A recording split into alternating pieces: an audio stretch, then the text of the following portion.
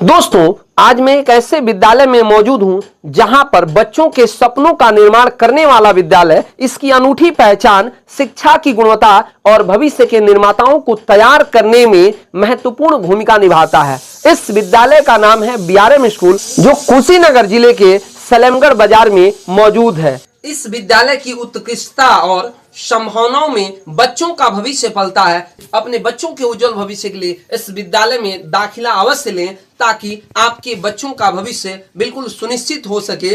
और मैं आपको बता दूं, इस विद्यालय की अपनी एक अनोखी पहचान है और आज इस विद्यालय में हर कोई अपने बच्चों के दाखिला के लिए बिल्कुल बेसब्री से इंतजार करता है उस सेशन की, जब बच्चों के भविष्य के निर्माण की बात आती है, बच्चों के उज्जवल भविष्य की बात आती है। तो मैं बिल्कुल आपसे ये अपील करूंगा कि आप एक बार इस विद्यालय में अवश्य विजिट कीजिए और इस विद्यालय की अनोखी पहचान के लिए आप इस विद्यालय में अपने बच्चों को दाखिला अवश्य कराएं। तो आइए मैं डायरेक्ट इस बीआरएम स्कूल के जो प्रबंधक जी हैं मिस्टर राजन मिश्रा, मैं उनसे डायरेक्ट आपसे रूबरू करवाता हूं।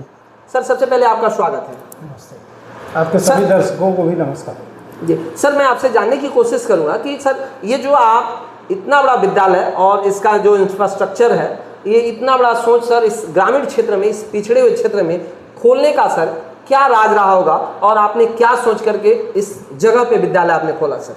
सबसे पहले मैं आपको ये बात बता देना चाहता हूँ, ये विद्यालय और इस विद्यालय की कल्पना मेरे पूज्य पिताजी जी, जो मेरे आदर्श भी रहे जी, ये उनकी कल्पना और उन्हीं की सोच से स्थापित हुआ है और उन्हीं की वजह से आज जो भी है वो है। जी, हम विद्यालय और विद्यालय के जो भी शिक्षक साथी हैं मेरे, या जो भी टीचिंग नॉन टीचिंग स्टाफ है, जी, जी, उन सबके लिए वो प्रेरणा स्रोत रहे हैं, आज भी हैं और आगे भी हम उन्हें प्रेरणा उनसे लेना है। जी। कई ऐसी जानी अनजानी पहलुएं हैं जो अब हमें कई दूसरे लोगों से, जो लोग उनके साथ रहे हैं, उनके मित्र रहे हैं, जी, उनके माध्यम से अब ये जानकारियाँ मिल रही हैं कि उनके और भी कई सारे सपने थे और बहुत सारी चीज़ें उन्होंने अपने जीवन में सेक्रीफाइस किया है। जी। उसमें से एक था कि उन्हें अच्छी शिक्षा के लिए काफ़ी सुदूर इलाके जी से निकल करके बहुत दूर साइकिल से, अन्य कई जो साधन थे उस समय, जी, उस माध्यम से उन्होंने शिक्षा ग्रहण किया।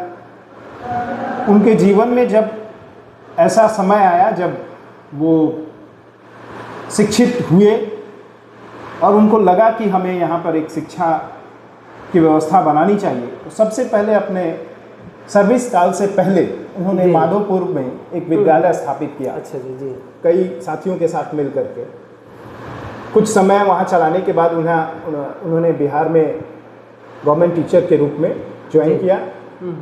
और सबसे आश्चर्यजनक बात है कि जहाँ ज्वाइन किया वहाँ से ही रिटायर किया। अच्छा, अच्छा जी, सबसे रिटायरमेंट जी उनके लाइफ की एक सबसे अच्छी बात ये थी।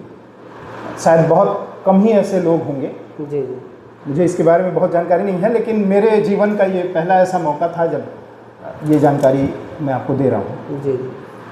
तो उनकी रिटायरमेंट के बाद उन्होंने अपने जीवन में यही सोचा कि जो अधूरा स्कूल हमने वहाँ छोड़ा है अपने जीविकोपार्जन की वजह से, अपने पारिवारिक आर्थिक तंगी को दूर करने के लिए, जी, तो जब सर्विस ख़त्म हुआ फिर उन्होंने कहा कि जीवन वहीं से स्टार्ट की जाएगी और उसी स्थान से स्टार्ट किया जाएगा। जी। तो उन्होंने अपनी परिकल्पना जो बहुत पहले उन्होंने सोची होगी, मैं आज तो है नहीं कि हम उनसे बात कर पाएं, अच्छा जी, लेकिन जब सोचा होगा तो उसे पूर्ण करने के लिए दोबारा जब रिटायरमेंट के बाद वो यहाँ आए, तो उनकी इच्छा थी कि यहाँ पर एक विद्यालय स्थापित होगी, जो विद्यालय मेरी सोच, मेरी परिकल्पना और क्षेत्र की जो आवश्यकता है उन सभी चीज़ों को विश्व स्तर तक पहुँचा सकता। अच्छा जी। इसी के विषय पर हम तीनों भाइयों से चर्चा किया।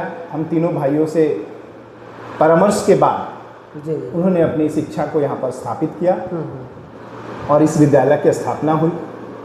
मेरे भाइयों ने मुझे ये जिम्मेदारी दी कि ये विद्यालय पापा अपने समय के हिसाब से चलाएंगे और आधुनिक समय की डिमांड कुछ और है, तो इन दोनों विषयों का समावेश हो जी जी। इसलिए उन्होंने मुझे भी ये जिम्मेदारी दी कि आपको पापा के साथ ताल से ताल मिला करके चलना होगा। हाँ, और पुराने समय के संस्कार और आज की आवश्यकता जी। दोनों को ध्यान में रख करके इस विद्यालय को चलाना है।